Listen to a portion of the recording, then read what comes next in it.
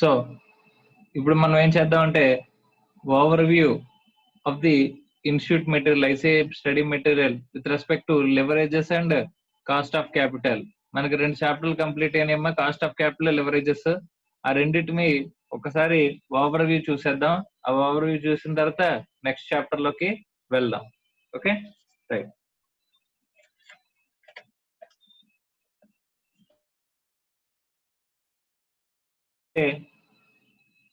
Leverage అంటే introduction చూసాం, meaning already చూసాం. తర్వాత టైప్స్ ఆఫ్ లెవరేజెస్ అంటే ఆపరేటింగ్, ఫైనాన్షియల్, కంబైన్డ్ లెవరేజ్ అని చెప్పేసి 3 లెవరేజెస్ ఉంటాయని చెప్పేసి మనం చెప్పుకున్నాం. తర్వాత ఆపరేటింగ్ లెవరేజ్ గురించి మాట్లాడుకున్నాం, ఆపరేటింగ్ లెవరేజ్ గురించి మనం చదువుకున్నాం. Okay right.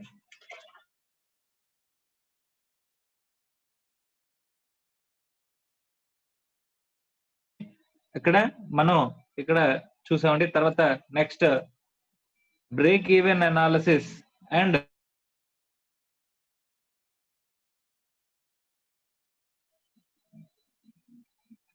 So what is break even analysis అని చెప్పేసానంటే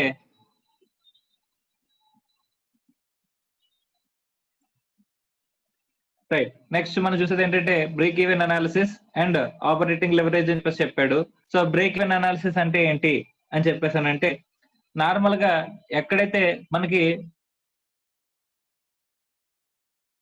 బ్రేక్ ఈవెన్ అంటే ఎక్కడి నుంచి అయితే ప్రాఫిట్ స్టార్ట్ అవుతుంది అంటే అలాంటి సిచ్యువేషన్ ని మనం ఏమంటామంటే బ్రేక్ ఈవెన్ అని చెప్పేసి అంటామమ్మా. సో బ్రేక్ ఈవెన్ అనాలిసిస్ అనేది చూసుకుంటే కనుక నార్మల్ గా మనకి ఇన్కమ్ స్టేట్మెంట్ వేసాం అనుకోండి,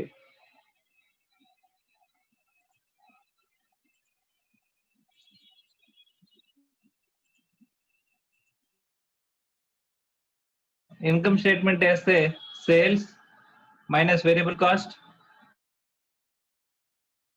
కాంట్రిబ్యూషన్ మైనస్ ఫిక్స్డ్ కాస్ట్ తీసేస్తే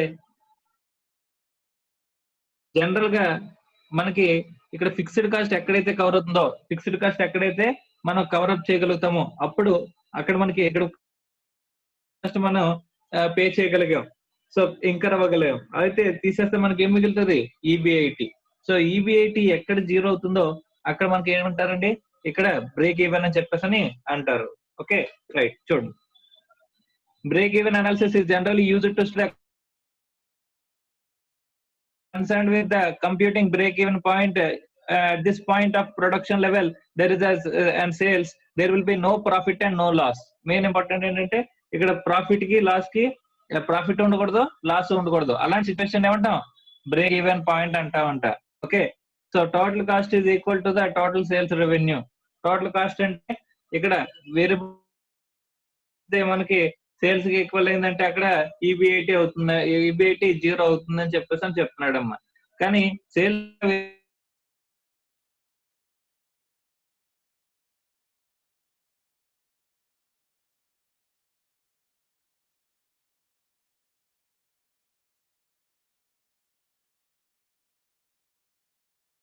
ఎంత అని చెప్పేసానంటే ఏం చెప్తున్నాడండి? Fixed cost divided by contribution per unit. So ఎంత కాంట్రిబ్యూషన్ పర్ యూనిట్ దగ్గర మనం ఫిక్స్డ్ కాస్ట్ ని కవర్ చేయగలిగామో చూసుకుంటే అది break even point in units వస్తుంది అనేది మనకు వస్తుందంట. Okay right. సో ఒక ఎగ్జాంపుల్ ఇప్పుడు చూడమ్మా. Selling price 40, variable cost 20, contribution 20, contribution per unit 20. So ఈ కాంట్రిబ్యూషన్ పర్ యూనిట్ 20 తో మనం ఏం కవర్ చేయాలంట? సో ఫిక్స్డ్ కాస్ట్ 15,000 కవర్ చేయాలంట. అంటే 15,000 అంటే ఇక్కడ ఫిక్స్డ్ కాస్ట్ నేను ఫిక్స్డ్ కాస్ట్ కవర్ చేస్తే ఈబిఐటి జీరో అవుతుంది. అక్కడ no profit no loss situation అనేది వస్తుంది. So no profit no loss situation రావాలి అంటే కనుక నేను ఎంత ఇక్కడ ఏం చెప్తున్నాడు? 15,000 ఫిక్స్డ్ కాస్ట్ ఉన్నప్పుడు 15,000 బై వేస్తే కనుక మనకి ఎంత వస్తుందంట? సో 750 యూనిట్స్ వస్తుందంట. 750 యూనిట్స్ దగ్గర మనకి నో ప్రాఫిట్ నో లాస్ అనే సిచ్యువేషన్ అనేది అరైజ్ అవుతుందని చెప్పేసి మనకు చెప్తున్నాం పాయింట్ అని చెప్పేసి మనం మాట్లాడుతున్నాం. Right. So next there is a relationship between leverage and break, both are used for the profit planning. అంటే ఎన్ని యూనిట్స్ మనం ప్రాఫిట్స్ ఎంత ఎన్ని యూనిట్స్ మనం సేల్ చేస్తున్నామని చెప్పేసి మనం చూసుకుంటా ఉంటా. ఇక్కడ రిలేషన్ అనేది చెప్తున్నాడంట. రిలేషన్ ఎలా ఉందనేది ఒకసారి చూడండి అమ్మా. In brief, fixed cost leverage అంటే ఎక్కువ లెవరేజ్ అనేది ఉంది అంటే కనుక, ఎక్కువ డెట్ కనుక ఉన్నట్లయితే high break even point, higher break even leverage, lower break even point అని చెప్పేసి అంటున్నాడు. ఫిక్స్డ్ కాస్ట్ కి హై ఫిక్స్డ్ కాస్ట్ ఉంటే, లో ఫిక్స్డ్ కాస్ట్ ఉంటే లో డిగ్రీ ఆఫ్ ఆపరేటింగ్ లెవరేజ్ అని చెప్పేసి అని మనకి చెప్తున్నాడు అమ్మా. రిలేషన్ అనేది చెప్తున్నాడు. Okay, next concept margin of safety and operating leverage. So normal గా ఆపరేటింగ్ లెవరేజ్ ఫార్ములా ఏంటండి? ఆపరేటింగ్ లెవరేజ్ అంటే contribution by EBIT, contribution by EBIT. So contribution by EBIT అనేది మనకి ఆపరేటింగ్ లెవరేజ్ అమ్మా. సో కానీ ఇక్కడ మార్జిన్ ఆఫ్ సేఫ్టీ అనేది ఏంటి అని చెప్పేసి అంటే కనుక,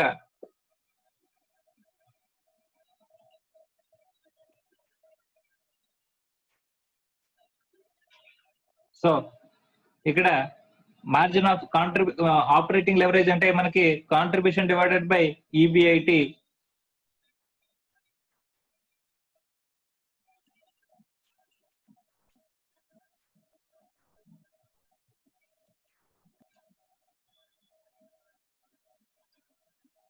సో ఆపరేటింగ్ లెవరేజ్ అంటే మనకి కాంట్రిబ్యూషన్ బై ఈబిఐటి. ఇక్కడ మార్జిన్ ఆఫ్ సేఫ్టీ అంటే సింపుల్ గా ఈబిఐటి బై కాంట్రిబ్యూషన్ అమ్మా. సో ఈబిఐటి బై కాంట్రిబ్యూషన్ ని మనం ఏమంటామంటే ఇక్కడ మార్జిన్ ఆఫ్ సేఫ్టీ అని చెప్పేసి అని చెప్తాం. సో అంటే సింపుల్ గా operating leverage, degree of operating leverage equals to 1 by margin of safety అని చెప్పేసి అని రాసుకోవచ్చు. So 1 by margin of safety వేసామంటే ఆటోమేటిక్ ఏమవుతుంది? కాంట్రిబ్యూషన్ పైకి వెళ్ళిపోద్ది. కాంట్రిబ్యూషన్ బై ఈబిఐటి అంటే ఏమొస్తుంది? ఆపరేటింగ్ లెవరేజ్ అనేది వస్తుందంట. ఓకే, ఆపరేటింగ్ లెవరేజ్ ని ఇంకోలా రాసుకోవచ్చు మనకి 1 బై మార్జిన్ ఆఫ్ సేఫ్టీ గురించి ఒకసారి చూద్దాము. In cost accounting, one studies that margin of safety may be calculated as follows.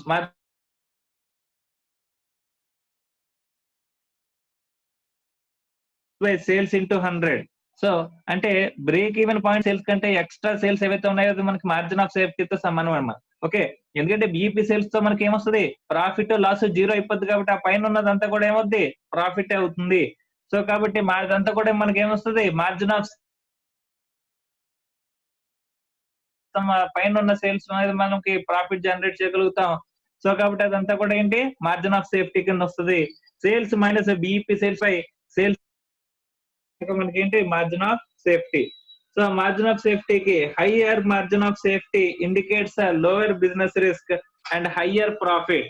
అంటే మనకి ఎక్కువ మార్జిన్ ఆఫ్ సేఫ్టీ ఉంది అంటే break even point, break even అనేది చాలా తక్కువలోనే బ్రేక్ ఈవెన్ లో అయిపోతుంటే కనుక పైన ప్రాఫిట్ అనేది ఎర్న్ అవుతాము. సో హయ్యర్ ప్రాఫిట్, ఎక్కువ మార్జిన్ ఆఫ్ సేఫ్టీ ఉంటే ఎక్కువ ప్రాఫిట్ అనేది ఉంటది. And vice versa. అంటే లోవర్ ప్రాఫిట్, అదే లోవర్ మార్జిన్ ఆఫ్ సేఫ్టీ ఉంటే కనుక లోవర్ ప్రాఫిట్ అనేది ఇక్కడ మనకి ఎగ్జిస్టెన్స్ లో ఉంటది. If we both multiply and divide by the formula with profit volume ratio, PV రేషియోతో మల్టిప్లై చేసి ఏం చెప్తున్నాడంటే, నార్మల్ గా పివి రేషియో అంటే సేల్స్ ఇంటూ పివి రేషియో వస్తుందమ్మా, కాంట్రిబ్యూషన్ వస్తుందమ్మా. ఆ కాంట్రిబ్యూషన్ వేసుకున్నాడు. సో ఇక్కడ sales into PV ratio minus BEP into PV ratio అని వేసాడు. సో కాబట్టి ఇక్కడ ఏమొస్తుంది? సో ఇక్కడ బిఈపి ఇంటూ పివి రేషియో వస్తే ఫిక్స్డ్ కాస్ట్ వస్తుంది.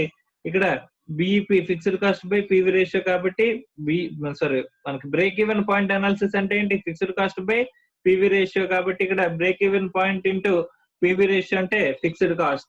So contribution minus fixed cost. Sales into PV ratio అంటే నథింగ్ బట్ కాంట్రిబ్యూషన్ అమ్మా. So sales into PV ratio వేసుకుంటే కాంట్రిబ్యూషన్ వస్తుంది. కాంట్రిబ్యూషన్ మైనస్ ఇక్కడ బిఈపి ఇంటూ పివి రేషియో వేసుకుంటే fixed cost. Contribution లో fixed cost తీస్తే EBIT divided by sales into PV ratio వేస్తే contribution EBIT by contribution అని చెప్పేసి మనకి చెప్తున్నాడు. ఓకే, సో సింపుల్ గా మాట్లాడుకోవాలనుకుంటే కనుక 1 by margin of safety, 1 by margin of safety అని చెప్పేసి మనం మాట్లాడుకుంటాం. ఓకే, సేఫ్ పెట్టుకోవాలి కూడా మనం గుర్తుపెట్టుకోవాలి. So that we can arrive margin of safe equals to EBIT by contribution. Okay, right.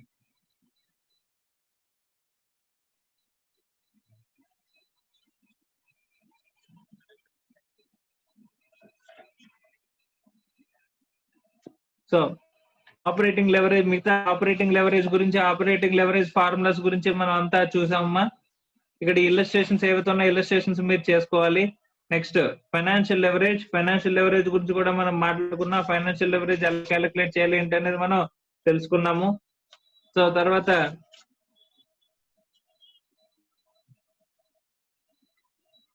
Financial leverage as trading on equity అని చెప్పేసి అని అన్నారు. ట్రేడింగ్ ఆన్ ఈక్విటీ అంటే మనకు ఆల్రెడీ తెలుసు. Financial leverage indicates the use of the funds with the fixed cost like long-term debts and preference share capital along with the equity share capital, which is known as trading on equity. The basic aim of the financial leverage is to increase the earnings available to equity shareholders using fixed cost fund. Fixed cost fund ni use చేయడం ద్వారా ultimate equity shareholders gain పెంచడం అనేది ఇక్కడ ఆలోచన అంటండి. A firm is known to have a positive leverage when the earnings are more than the cost of debt. So favorable financial leverage on trading on equity గురించి మనం మాట్లాడుకున్నాం. Investment ఉంటుందో అక్కడ మనకి ఏమొస్తుందండి, ఫేవరబుల్ ఫైనాన్షియల్ లెవరేజ్ సిచ్యువేషన్ వస్తుంటున్నాడు, అది ఇక్కడ మాట్లాడుతున్నాడు అండి. If earnings is equal to or less than the cost of debt, when the quantity of the fixed cost is relatively high in comparison to equity capital, it is said that the firm is trading on equity అని చెప్పేసి చెప్తున్నాడు, right.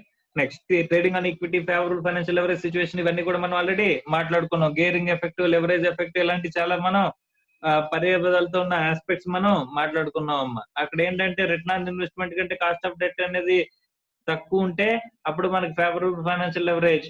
అక్కడ return on investment తో compare చేస్తే cost of debt అనేది ఎక్కువ ఉంది అనుకోండి, కాస్ట్ ఆఫ్ డెట్ ఎక్కువ ఉంటే కనుక అది అన్ఫేవరబుల్ లెవరేజ్ అని చెప్పేసి మనం మాట్లాడుకున్నాం అమ్మా. Next financial leverage as a double edged sword అంటున్నాడమ్మా. ఇది థియరీ క్వశ్చన్ కింద అడగడానికి ఎక్కువగా అవకాశం అనేది ఉంటది. Okay, explain the financial leverage as a double edged sword అని చెప్పేసి క్వశ్చన్ అడుగుతూ ఉంటాడండి. ఓకే, థియరీ క్వశ్చన్ కింద. On one hand, when the cost of fixed cost fund is less than the return on investment, financial leverage help to increase the return on equity and EPS. The firm will also benefit from the saving of the tax on the interest on debts, etc. However, when the cost of debt is more than the return, it will affect the return on equity and EPS unfavorably, and the firm results can be the result of the firm can be under financial distress. This is why financial leverage is known as double edged sword అని చెప్పేసి అంటున్నాడు. ఎక్కడైతే cost of debt కంటే నువ్వు తక్కువ సంపాదిస్తున్నావు అనుకోండి, return on investment అనేది cost of debt కంటే తక్కువ ఉంది అనుకోండి, అంటే కాస్ట్ ఆఫ్ డెట్ ఎక్కువ ఉంది, రిటర్న్ ఆన్ ఇన్వెస్ట్మెంట్ తక్కువ ఉంది. అలాంటప్పుడు కాస్ట్ ఆఫ్ డెట్ పెరిగిపోతే మనం ఎర్న్ చేసేదేమో 12%, మనం అప్పు చేసిందేమో 20%. 20% రేట్ దగ్గర మనం అప్పు చేసాం కానీ 12% రేట్ దగ్గర సంపాదిస్తున్నాం. అలాంటప్పుడు ఏమవుతుంది, ఈక్విటీ షేర్ హోల్డర్స్ ఎర్నింగ్స్ కూడా ఏమైపోతాయి, డెట్ హోల్డర్స్ కే వెళ్ళిపోతాయి. సో అక్కడ ఏమవుతుంది, ఫైనాన్షియల్ డిస్ట్రెస్ పాయింట్ లోకి వెళ్ళిపోతాము. అంటే ఏదైతే ఫైనాన్షియల్ లెవరేజ్ అని చెప్పేసి మనకి అడ్వాంటేజ్ అని చెప్పేసి చెప్తున్నామో అదే ఏమవుతుంది. సో ఒకవేళ తేడా కొడితే కనుక ఏం చేస్తారండి, it is a double edged sword. Total గా మన ఎర్నింగ్స్ అన్ని కూడా పోతాయి అని చెప్పేసి చెప్తున్నాడు అండి. So it may be effect the earnings of the equity share holders and EPS. EPS ని ఎఫెక్ట్ చేస్తుంది, earnings of the equity share holders ని ఎఫెక్ట్ చేస్తుంది. ఎప్పుడు రిటర్న్ ఆన్ ఇన్వెస్ట్మెంట్ కంటే మన కాస్ట్ ఆఫ్ డెట్ అనేది ఎక్కువ ఉన్నప్పుడు. అదే రిటర్న్ ఆన్ ఇన్వెస్ట్మెంట్ ఎక్కువ ఉంది సార్ కాస్ట్ ఆఫ్ డెట్ కంటేనే అని చెప్పేసి అంటే అది ఫేవరబుల్ ఫైనాన్షియల్ లెవరేజ్ సిచ్యువేషన్. అలా లేకపోతే కనుక అది unfavourable financial leverage situation. That may lead to effect the cost of earnings of the equity and EPS ని ఎఫెక్ట్ చేస్తాయి. కాబట్టి it is known as it is favourable financial financial leverage ఎలాగా మనం treat చేస్తా ఉంటాండి, financial leverage as double edged sword కింద మనం ఇక్కడ చెప్తున్నాం అంటండి. Okay right.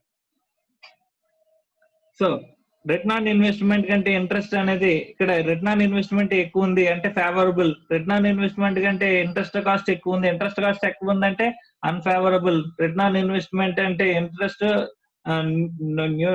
Neutral, neither advantage nor disadvantage అని చెప్పేసి చెప్తున్నాడు. So degree of financial leverage can never be between 0 and 1, it can be 0 or less, so or it can be 1 or more అని చెప్పేసి చెప్తున్నాడు అండి. ఓకే సో సో ఇక్కడ మనకి ఎక్కడ నెగిటివ్ ఉండకూడదు, ఇక్కడ ఏముండకూడదు, ఇప్పుడు మనకి కాస్ట్ ఆఫ్ డెట్ కంటే మనకి రిటర్న్ ఆన్ ఇన్వెస్ట్మెంట్ అనేది ఎక్కువ ఉండాలి, రిటర్న్ ఆన్ ఇన్వెస్ట్మెంట్ ఎక్కువ ఉంటే అనేది ఫేవరబుల్ ఫైనాన్షియల్ లెవరేజ్. అలా లేకపోతే కనుక that may leads to effect the earnings and equity share holders యొక్క ఎర్నింగ్స్ ని, రిటర్న్స్ ని దెబ్బతీస్తాయి, లేదంటే ఈపీఎస్ ని కూడా దెబ్బతీస్తుంది. కాబట్టి ఇక్కడ ఏమంటున్నాడు, సో ఫైనాన్షియల్ లెవరేజ్ ని డబుల్ ఎడ్జ్డ్ స్వార్డ్ తో కంపేర్ చేశాడమ్మా. Okay right. So theory question కింద అడిగే అవకాశం అనేది ఎక్కువగా ఉంటది. Financial leverage as a double edged sword అని చెప్పేసి. Next combined leverage.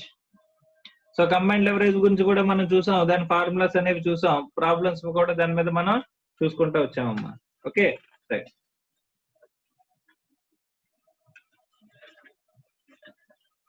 సో ఇక్కడతో మనకి లెవరేజెస్ అనే చాప్టర్ కంప్లీట్ అయిందమ్మా, ఓవర్ వ్యూ కూడా కంప్లీట్ అయింది. సో ఇప్పుడు ఒకసారి కాస్ట్ ఆఫ్ క్యాపిటల్ అనేది చూద్దాం. సరే, కాస్ట్ ఆఫ్ క్యాపిటల్ కి జస్ట్ ఓవర్ వ్యూ చూద్దాం అమ్మా. అంటే మీ ఇన్స్టిట్యూట్ మెటీరియల్ లో అన్ని ఆస్పెక్ట్స్ మనం కవర్ చేసామా లేదా అనేది ఒకసారి చూసేసుకుందాం. So that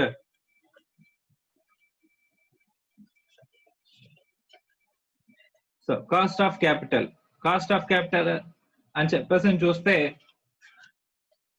first introduction, meaning of the cost of capital, ఇవన్నీ కూడా మనకి చూసుకుంటూ వచ్చామమ్మా. Significance of the cost of capital, ఇది ఒక థియరీ క్వశ్చన్ అమ్మా. కాస్ట్ ఆఫ్ క్యాపిటల్ యొక్క సిగ్నిఫికెన్స్ థియరీ కింద అడుగుతాడు. దేనికోసం ఉపయోగిస్తాం, సిగ్నిఫికెన్స్ ఏంటి కాస్ట్ ఆఫ్ క్యాపిటల్ కి అంటే, ఒక ఇన్వెస్ట్మెంట్ ప్రపోజల్స్ ని మనం ఎవాల్యుయేట్ చేయాలంటే ఏం ఉపయోగించుకుంటాం అని చెప్పానమ్మా.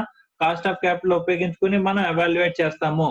అంటే మన ఎర్నింగ్స్ గా అక్కడ క్యాలిక్యులేట్ చేసే ఎర్నింగ్స్ అనేవి అక్కడ మనకి ఇక్కడ కాస్ట్ కంటే ఎక్కువ ఉందంటే కనుక మనం ఏం చేస్తాం, we can accept the project, otherwise we can reject the project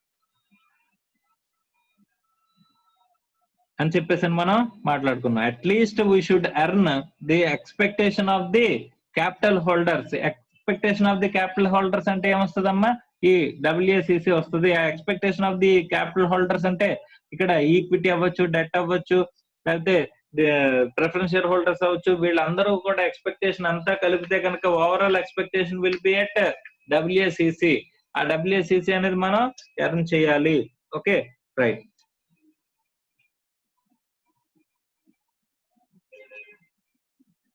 The cost of capital is important to arrive at the correct amount and helps the management or an investor to take an appropriate decision. Appropriate decision తీసుకోవడానికి ఉపయోగపడుతుందంట. The correct cost of capital helps in the following decision making: evaluation of the investment options, the estimated benefits, future cash flows from available investment opportunities are converted into the present value benefits, discounting them with the relevant cost of capital. ఎక్కడైతే నువ్వు relevant cost of capital దగ్గర నువ్వు future cash flows ని నువ్వు discount చేస్తావో అప్పుడు నీకు present వాల్యూకి వస్తాయి, present value of the cash flows వస్తాయి. ఆ present value of the cash flows ని నువ్వు ఏం చేస్తావు, నువ్వు అవుట్ ఫ్లోస్ తో కంపేర్ చేసుకుంటే అక్కడ నీకు ఇన్వెస్ట్మెంట్ పెట్టాలా లేదా అనేది నువ్వు అరైవ్ అవుతావు. సో అలాంటి అరైవ్ అవ్వాలంటే కనుక మనం ఏం యూజ్ చేస్తాం, కాస్ట్ ఆఫ్ క్యాపిటల్ అనేది యూజ్ చేస్తున్నాం. Here it is pertinent to mention that every investment option may have the different cost of capital, hence it is very important to use the cost of capital which is relevant to the options available. So ఒక్కొక్క మన దగ్గర ఉన్న options అన్నిటికీ కూడా ఒక్కొక్క దానికి ఒక్కొక్క cost of capital ఉంటుంది. కాబట్టి ఆ కాస్ట్ ఆఫ్ క్యాపిటల్ ని బేస్ చేసుకుని మనం ఏమవుతా ఉంటా అక్కడ ఇన్వెస్ట్మెంట్ పెట్టాలా లేదా అనేది మనం evaluation of the investment options ని కాస్ట్ ఆఫ్ క్యాపిటల్ వాడతాం. అలాగే financing decisions. when a finance manager has to choose one of the two sources of the finance, he can simply compare their cost and choose the source which has a lower cost. Besides, the cost considers financial risk and control అని చెప్పేసి అని అంటున్నాడు. అంటే ఎక్కడైతే మనకి తక్కువ cost అనేది అవుతుందో దాన్ని కంపేర్ చేసుకుని మనం ఫైనాన్సింగ్ ఆప్షన్స్ ఏ ఆప్షన్ ద్వారా ఫైనాన్స్ చేద్దామనే డెసిషన్ తీసుకునేటప్పుడు ఈ కాస్ట్ అనేది ఒక కంపారిటివ్ టూల్ కింద ఉపయోగపడుతుంది. And with by considering the financial risk and control. Okay, lower cost ఉన్న ఆస్పెక్ట్స్ ఏవైతే ఉంటాయో ఫైనాన్స్ ని దాన్ని మనం తీసుకుంటాం. బట్ దాంట్లో కూడా ఫైనాన్షియల్ రిస్క్ ని కన్సిడర్ చేస్తాం, కంట్రోల్ ని కన్సిడర్ చేసి ఆ తర్వాత మనం ఏం చేస్తాం, డెసిషన్ అనేది తీసుకుంటాం అని చెప్పేసి అని చెప్తున్నాడు. So designing optimum credit policy. So while appraising the credit period to be allowed to the customers, the cost of allowing the credit period is compared against the benefit or profit earned by the providing credit to customers of segment of customers. Here the cost of capital is used to arrive the present value of the cost and benefits received అని చెప్పేసి అని అంటున్నాడు. అంటే మనకి future ఇప్పుడు benefits ఎంత వస్తాయి, ఇప్పుడు వీటి క్రెడిట్ పీరియడ్ ఎంత ఇవ్వాలంటే కనుక దాంట్లోంచి ఎంతో కొంత మనకు బెనిఫిట్ వస్తేనే ఇస్తాం. ఆ క్రెడిట్ పీరియడ్ అనేది ఎంత వస్తుంది when compare to the benefits అనేది చూసేటప్పుడు బెనిఫిట్స్ ని కాస్ట్ ని మనం ఏం చేస్తాం, ఈ ప్రెసెంట్ వాల్యూస్ తీసుకురావాలంటే కనుక అప్పుడు మనం ఏం చూస్ చేసుకుంటామండి, కాస్ట్ ని డిస్కౌంటింగ్ కి వాడతామంట. సో ఇక్కడ మనకి దేనికి కాస్ట్ ఆఫ్ క్యాపిటల్ ఉపయోగిస్తున్నాం అంటే కనుక సిగ్నిఫికెన్స్ అంటే ఏమని చెప్తున్నాడు అండి, evaluation of investment options, financing decisions and designing optimum credit policy. ఈ మూడు కేసెస్ లోనే మనకి ఏం ఉపయోగించుకుంటున్నాం అంటే అండి, ఈ కాస్ట్ ఆఫ్ క్యాపిటల్ మనం యూజ్ చేసుకుంటున్నాం అంటే యాజ్ యూస్ఫుల్ టూల్ కింద మనకి కనిపిస్తుందంట.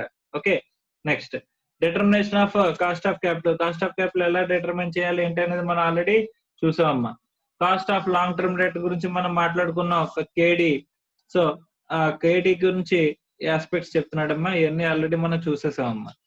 ఓకే, రిడీమబుల్ డిబెంచర్స్, ఇర్రిడీమబుల్ డిబెంచర్స్ అని చెప్పేసి అని మనం ఆల్రెడీ చూసాం. వాటి కాస్ట్ ఎలా క్యాలిక్యులేట్ చేయాలనేది మనం క్యాలిక్యులేషన్ లో నేర్చుకున్నాం అమ్మా. Okay right. నెక్స్ట్ ఇవన్నీ ప్రాబ్లమ్స్, ఈ ప్రాబ్లమ్స్ అన్నిటినీ కూడా మీరు చెయ్యాలి. ఇన్స్టిట్యూట్ మెటీరియల్ లో ప్రాబ్లమ్స్ అన్ని మీరు చేయాలి, చేసి అందులో డౌట్స్ ఏమైనా ఉంటే కనుక మీరు అడగాలమ్మా. So next cost of preference share capital. Cost of preference share capital లో రిడీమబుల్, ఇర్రిడీమబుల్ రెండింటి గురించి మనం మాట్లాడుకున్నాం, వాటి గురించి మనం చూసామమ్మా. Next cost of equity share capital వచ్చేసరికి cost of equity share capital లో మనం కనుక్కునేటప్పుడు ఏమేమి అప్రోచెస్ ఉన్నాయని చెప్పేసి అంటే what is cost of share capital అంటే it is nothing but expectation of the equity share holders. So expectation of the equity share holders is nothing but cost to the company అని చెప్పేసి మాట్లాడుకున్నాం. అక్కడ ఆ aspects మనం చూసామమ్మా. Total గా ఎన్ని methodologies ఉన్నాయంటే మనం dividend, realised yield approach, CAPM model అని చెప్పేసి చెప్పుకున్నాం. సిఏపిఎం మోడల్ అంటే RF plus beta into R minus RF అనుకున్నాం. తర్వాత రిలైజ్ డీల్డ్ అప్రోచ్ అంటే నార్మల్ గా మనం ఇప్పటివరకు ప్రీవియస్ గా చూసుకుంటే కనుక ఎర్నింగ్స్, డివిడెండ్ ఇవన్నీ కూడా మనం గ్రోత్ ఇవన్నీ కూడా ఫ్యూచర్ ని బేస్ చేసుకుని డెసిషన్స్ తీసుకుంటున్నాం. కానీ రిలైజ్ డీల్డ్ అప్రోచ్ అంటే very simple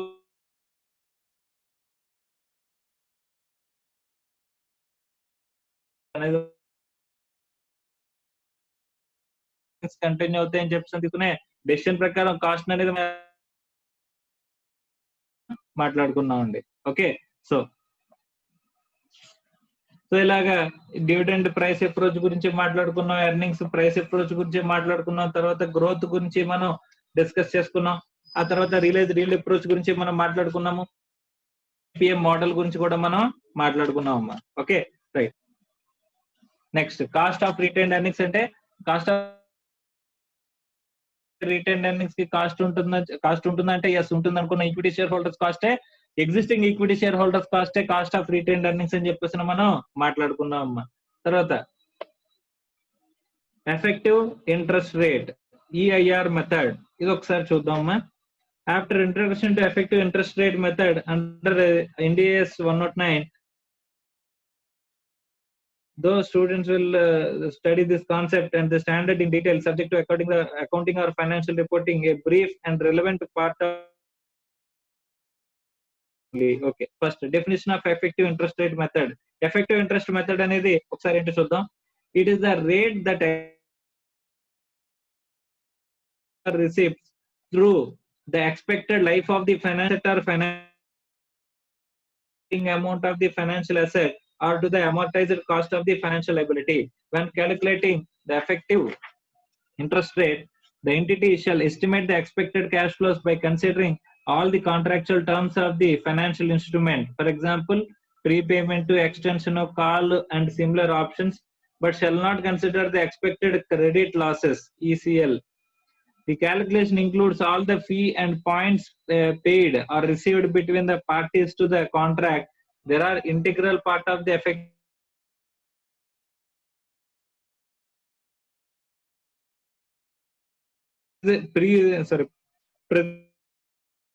and expected life of the group of the similar financial instrument can be estimated అని చెప్పేసి అంటున్నాడు. Okay, reliable, estimated reliably.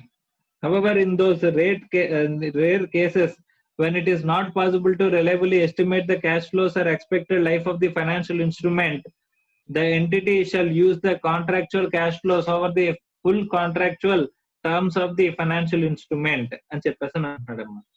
Okay, so the application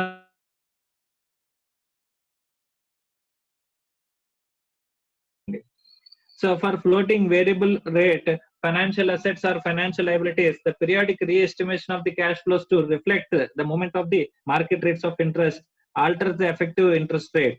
If the floating recognized initially at an amount equal to the principal receivable or principal payable on maturity, re-estimating the future interest payment normally has no significant effect of the carrying amount of the asset or the liability. So depending on the amount, the straight line amortization can be done. If the amounts are significant AR rate for amortization, these amounts may be applied అని చెప్పేసి అంటున్నాడు. సో ఇది accounting concept తో link అయిన methodology ఇక్కడ మనకి చెప్తున్నాడు. సో అకౌంటింగ్ కాన్సెప్ట్ తో లింక్ అయిన మెథడాలజీ ఏమని చెప్పేసానంటే ఒకసారి చూస్తే it that exactly discounts estimated future cash flow payments or receipts through the expected life of the financial asset or financial liability to the gross carrying amount of the financial asset or to the amortised cost of the financial liability అని చెప్పేసి అంటున్నాడు అండి. ఇక్కడ simple గా ఏం చేసినా సరే ఎప్పుడు కూడా మనం ఏం చేస్తామంటే ఈ క్యాష్ ఫ్లోస్ ని ఫ్యూచర్ క్యాష్ ఫ్లోస్ ని మనం డిస్కౌంట్ చేస్తామమ్మా. ఈ ఫ్యూచర్ క్యాష్ ఫ్లోస్ ని డిస్కౌంట్ చేస్తే కనుక we will arrive at the present cash flows. ఇక్కడ ఇప్పుడు మనకి ఫ్యూచర్ క్యాష్ ఇన్ఫ్లోస్ ఉన్నాయనుకోమ్మా, ఇన్ఫ్లోస్, వాటిని డిస్కౌంట్ చేస్తే కనుక present value of the cash inflows వస్తాయి. ఈ present value of the cash inflows ని ఈ present value of the cash outflows తో కంపేర్ చేసి, అంటే ఇక్కడ మనం ఏం చేస్తున్నాం అంటే రెండు కూడా సిమిలర్ టర్మ్స్ లోకి తీసుకొస్తున్నాం. సో ఫ్యూచర్ ఇప్పుడు 1-2 ఇయర్ లో నువ్వు 10 lakhs ఇన్వెస్ట్మెంట్ పెడితే ఫస్ట్ ఇయర్ లో 2 lakhs, సెకండ్ ఇయర్ లో 3 lakhs, థర్డ్ ఇయర్ లో నీకు 4 lakhs, ఫోర్త్ ఇయర్ లో నీకు 5 lakhs, ఫిఫ్త్ ఇయర్ లో నీకు 6 lakhs, ఇలా నీకు అమౌంట్ వస్తుంది అని చెప్పేసి చెప్పాడు. ఇక్కడ ఇలా కంపేర్ చేయగలమా అంటే టోటల్ 2, 3, 5 plus 4 9, 9 plus 5 14, 14 plus 6 20, అంటే టోటల్ గా నాకు 20 lakhs వస్తుంది సార్. నేను అందులో ఇన్వెస్ట్మెంట్ ఎంత పెడుతున్నాను, ఇక్కడ ఈ టోటల్ చేస్తే నాకు 20 lakhs వచ్చింది, అందులోంచి నేను 10 lakhs నేను ఇన్వెస్ట్మెంట్ పెడుతున్నాను, ఇంకో 10 lakhs నాకు ప్రాఫిట్ అని చెప్పేసి మనం చెప్పచ్చా? చెప్పడానికి లేదు. అంటే ఇక్కడ ఈ ఫ్యూచర్ క్యాష్ ఫ్లోస్ ని నేనేం చేయాలి, ప్రెసెంట్ వాల్యూస్ కి తీసుకొచ్చి present value of cash inflows కి తీసుకొచ్చి ప్రెసెంట్ వాల్యూ క్యాష్ ఇన్ఫ్లోస్ కి తీసుకురావాలంటే ఏం చేయాలి, డిస్కౌంటింగ్ చేయాలి. సో అంటే ఆ డిస్కౌంటింగ్ ఏంటంటే కనుక ఇక్కడ ఏ రేట్ దగ్గర అయితే మనకి మన ఎర్నింగ్స్ గ్రో అవ్వాలనుకుంటున్నామో అదే రేట్ దగ్గర మనం ఏ రేట్ దగ్గర మనం ఎర్నింగ్స్ అనేది సంపాదించాలనుకుంటున్నామో అదే రేట్ దగ్గర ఇక్కడ మనం ఏం చేస్తామండి, డిస్కౌంట్ చేస్తాము. ఆ డిస్కౌంట్ అనేది చేస్తే కనుక అప్పుడు మనం ఏం చేస్తున్నట్టు అక్కడ ప్రెసెంట్ వాల్యూ ఇక్కడ ఏ రేట్ దగ్గర అయితే మనం ఇక్కడ డిస్కౌంటింగ్ చేసామో ఆ రేట్ దగ్గర మనం cash flows present value of cash flows వస్తాయి, present value of the cash inflows వస్తాయి. ఆ present value of the cash inflows ని present value of the cash outflows తో కంపేర్ చేస్తే కనుక వెన్ కంపేర్డ్ ఇక్కడ పాజిటివ్ వస్తే యాక్సెప్ట్ ద ప్రాజెక్ట్, నెగిటివ్ వస్తే నాట్ యాక్సెప్ట్ ద ప్రాజెక్ట్. అంటే ప్లస్ ఆర్ ఈక్వల్ టు అంటే ఇక్కడ మనకి పాజిటివ్ వచ్చినా లేదా ఈక్వల్ టు 0 వచ్చినా మనం యాక్సెప్ట్ చేయొచ్చు, అదే మైనస్ వచ్చినా జీరో వచ్చినా మనం ఏం చేయొచ్చు, రిజెక్ట్ చేయొచ్చు. అంటే ఇక్కడ కనుక జీరో వస్తే కనుక either accept or reject. Accept, may accept or may not accept, may or may not accept, may reject. Okay, so ఇక్కడ ఏమంటున్నాడు అంటే కనుక ఇక్కడ present value of the cash inflows ని present value of the cash outflows ని మనం compare చేయాలంటే కనుక ఫ్యూచర్ క్యాష్ ఫ్లోస్ ని మనం ఏం చేయాలి, డిస్కౌంట్ చేయాలి. ఆ డిస్కౌంట్ చేసే రేట్ ఏదైతే ఉంటుందో ఆ రేట్ ఇక్కడ సపోజ్ ఇక్కడ ఈ రేట్ అనేది మనం జనరల్ గా ఏమనుకుంటామంటే డబ్ల్యూఎస్సిసి అనుకుంటామండి. మనం ఆల్రెడీ చెప్పుకున్న దాని ప్రకారం అయితే కనుక డబ్ల్యూఎస్సిసి ఏ రేట్ దగ్గర మనం డిస్కౌంట్ చేస్తామంట, WACC cost of capital. So cost of capital దగ్గర కనుక నేను డిస్కౌంట్ చేశాను అని చెప్పేసి అనుకుంటే కనుక అక్కడ నేను ఏం చేస్తాను, ఇక్కడ ప్రెసెంట్ వాల్యూ కనుక ఇక్కడ present value of the cash out flows, present value of the cash inflows రెండు కూడా ఈక్వల్ అయిపోయినాయి అనుకోండి. ఈక్వల్ అయిపోతే కనుక సేమ్ అమౌంట్ ఉంది అనుకోండి, సేమ్ అమౌంట్ ఉంటే కనుక ఇక్కడ డిఫరెన్స్ ఎంత అవుతుంది, zero. So net present value కనుక మాట్లాడుకుంటే net present value is going to be ఇక్కడ జీరో అంట. So net present value zero వచ్చిందంటే కనుక అంటే present value of the cash flows, cash inflows, present value of the cash out flows రెండింటిని compare చేస్తే net రెండింటికి నెట్ ఎంత వచ్చిందంట, జీరో వచ్చింది అని అంటే దాని అర్థం ఏంటంటే your earnings is at the rate of cost of capital. Cost of capital దగ్గర నీ ఎర్నింగ్స్ అనేవి ఉన్నాయి అని చెప్పేసి అని ఇక్కడ ఎన్పివి జీరో అయితే నువ్వు ఎంత ఎర్న్ చేస్తున్నావు, నువ్వు ఎగ్జాక్ట్ గా కాస్ట్ ఆఫ్ క్యాపిటల్ అనేది ఎర్న్ చేస్తున్నావు. అంటే equity share holders, debt holders, preference holders ఎంతైతే ఎక్స్పెక్ట్ చేస్తున్నారో ఎక్స్పెక్ట్ చేసింది అంతా కూడా నువ్వు ఎర్న్ చేస్తున్నావు. You are earning what they are expecting, exact గా వాళ్ళు ఎంతైతే ఎక్స్పెక్ట్ చేస్తున్నారో అంతా నువ్వు ఎర్న్ చేస్తున్నావు. సార్ అంతకంటే ఎక్కువ ఉంటే ఎర్నింగ్స్ అప్పుడు కంపల్సరీ యాక్సెప్ట్ ద ప్రాజెక్ట్ అండి.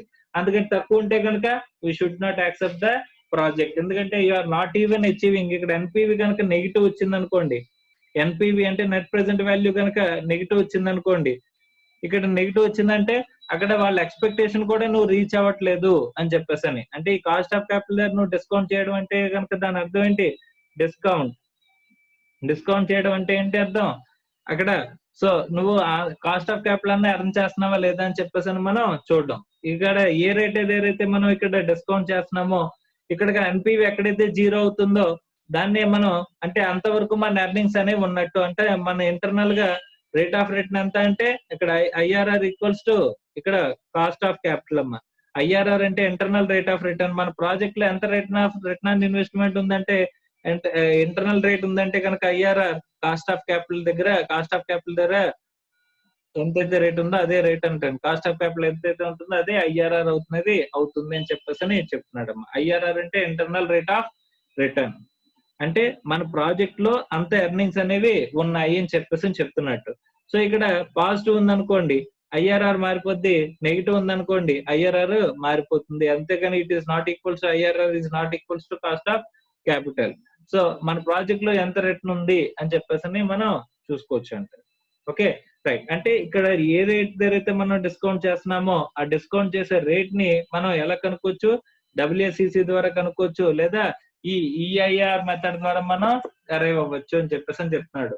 When calculating the effective interest rate, entity shall estimate the expected future cash flows by considering all the contractual terms of the financial instrument, but shall not consider the expected credit losses. Expected credit losses అన్న ఉంటే కనుక వాటిని consider చేయకుండా expected future cash flows ని కనుక్కుని the calculation includes all the fee points paid and received between the parties to the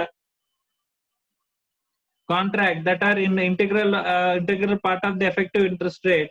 The transaction costs and other premiums or discounts ఇవన్నీ consider చేస్తా ఉంటా. There is a presumption that the cash flows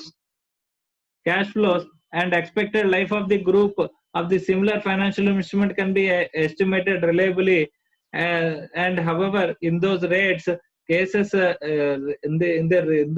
cases when it is not possible to reliably estimate the cash flows or expected life of the financial instrument, the entity shall use the contractual cash flows over the full contractual terms of the financial instrument అని చెప్పేసి అని చెప్తున్నాడు. Okay right. So ఇక్కడ EAR method ఎలా apply చేయాలి అని చెప్పేసానంటే for floating variable rate financial assets and financial liabilities, periodic re-estimation of the cash flows to reflect the movement in the market rates of interest alters the effective interest rate. If the floating rate of asset, financial asset or financial liability recognized initially at an amount equal to the principal receivables or payable on maturity, re-estimating the future interest payments normally has no significant effect on the carrying amount of the assets or liability అని చెప్పేసి అని అంటున్నాడు. అంటే simple గా market లో ఏదైతే మనకి rate ఉంటుందో ఆ రేట్ ని ఎస్టిమేట్ చేస్తూ అక్కడ దాన్ని ఏం చేస్తున్నాడు, ఇక్కడ అప్లై చేస్తున్నాడు అమ్మ, క్యాష్ ఫ్లోస్ మీద మనకి అప్లై చేస్తున్నాడు. ఫ్యూచర్ క్యాష్ ఫ్లోస్ ని ఎస్టిమేట్ చేసి అక్కడ డిస్కౌంట్ అనేది చేస్తున్నాడు. ఓకే,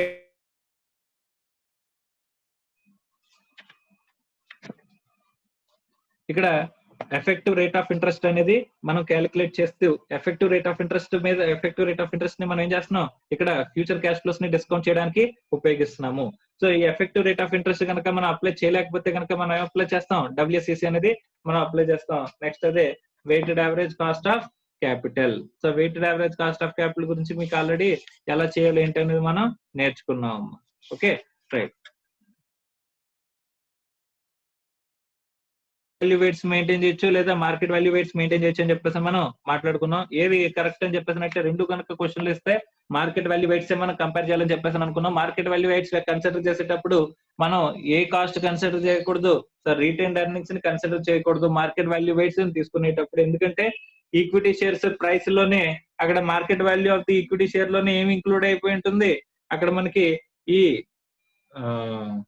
మార్కెట్ వాల్యూ వెయిట్స్ లో మనం రీటైన్డ్ ఎర్నింగ్స్ ఎందుకు కన్సిడర్ చేయమంటే market value of the share లోనే మనకి రీటైన్డ్ ఎర్నింగ్స్ కూడా కన్సిడర్ అయిపోయి ఉంటుంది కాబట్టి అక్కడ మనం కన్సిడర్ చేయమని చెప్పేసి మాట్లాడుకున్నాం. తర్వాత మార్జినల్ కాస్ట్ ఆఫ్ క్యాపిటల్ గురించి మనం మాట్లాడుకున్నాం అమ్మా. So weighted marginal cost of capital గురించి మనం మాట్లాడుకున్నాం. ఇక్కడతో మనకి ఏం కంప్లీట్ అయింది, సో ఇక్కడతో మనకి cost of capital over view కూడా కంప్లీట్ అయిందమ్మా. ఓకే,